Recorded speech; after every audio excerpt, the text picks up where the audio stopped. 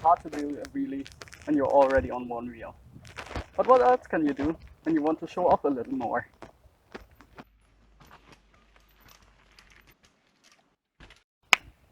Hi, welcome back to Unicycle Basics. My name is Finn, and today I'm going to show you 5 skills that you can do to add some style to your riding. And while you're learning them, you'll also pick up some general unicycle skills that will help your riding overall.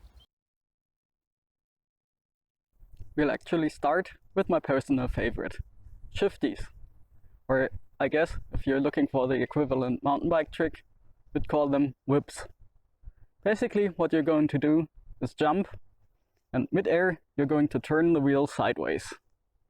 Let me show you that once.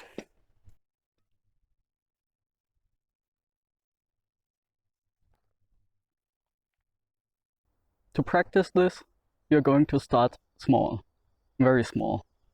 If you're not comfortable with rolling hops yet, you can start from just hopping in place. Start there, and then just try to shift the wheel a little bit while you're mid-air.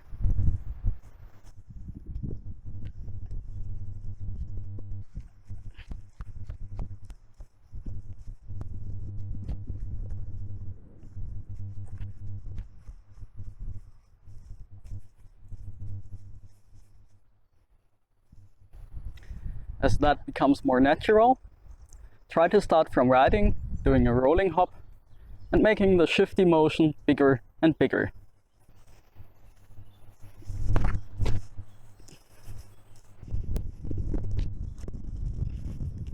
For a bit more style, you can try to hold the wheel sideways longer, and you can try to pull the wheel up in front of you.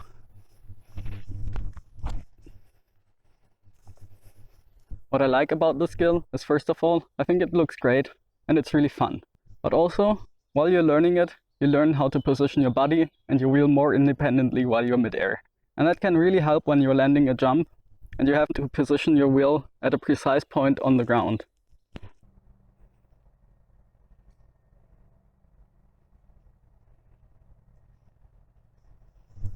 The second trick on my list are Stillstands.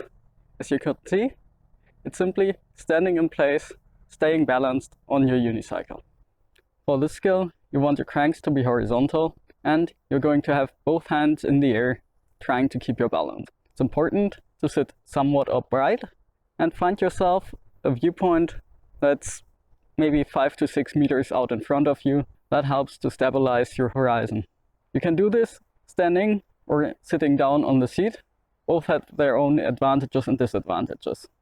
I find it easier to go for a long time when I'm sitting down, but when you're just looking for a quick still stand in between hopping, it can be easier to do it standing up on the pedals.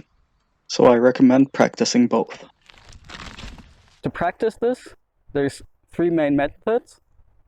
First off, you can start from hopping.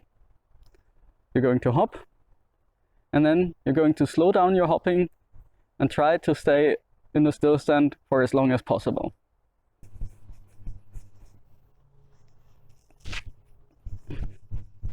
As a positive side effect, you'll probably also learn how to be more efficient with your hopping, doing less and more deliberate hops, not wasting energy on doing more than necessary.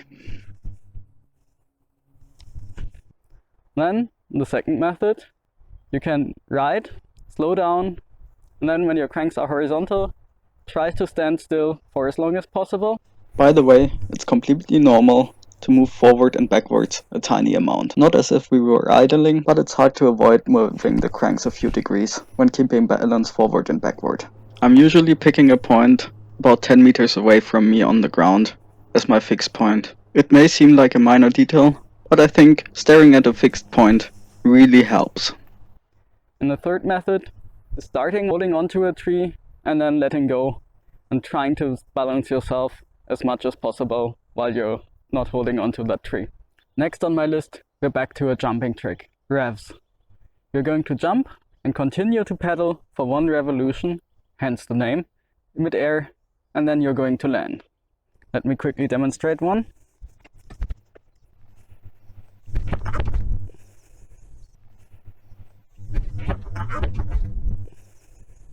In my jumping video, I talked about continuing to pedal mid-air so that you can jump in a good position.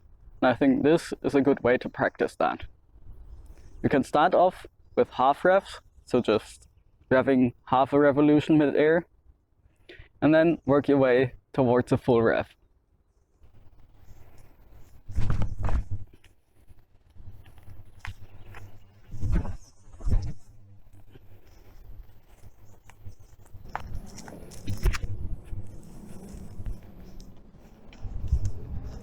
Trick 4 in my list are 3 pirouettes. I think this is a really fun one because it uses one of the unique properties of a unicycle. You can turn on one spot easily. All you need is a nice and sturdy tree and somewhat even ground. Ideally, the ground is soft so that it doesn't tear up your tire. You're going to ride up at a medium speed and hit the tree with your hand. This is going to give you the momentum to turn you into a spin. You're going to time that push so that your cranks are horizontal, because that's your most stable position and you're most easy to keep your balance in that.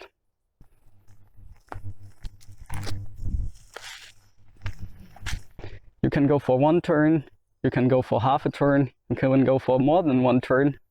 Really just play around with it and have fun.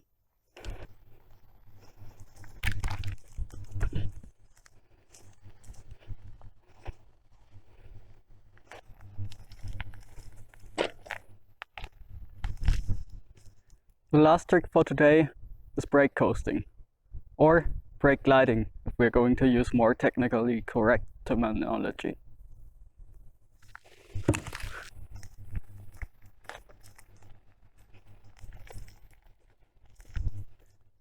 The way I learned this is practicing it on every dismount. Just remove your feet and use the brake to extend the gliding period as long as possible. There's 2 places where you can put your feet. Either extend them outward as I just showed, or you can put your feet on the frame. Obviously that's easiest if you have a square frame, but even on a round frame you can rest your foot here and that gives you some extra stability.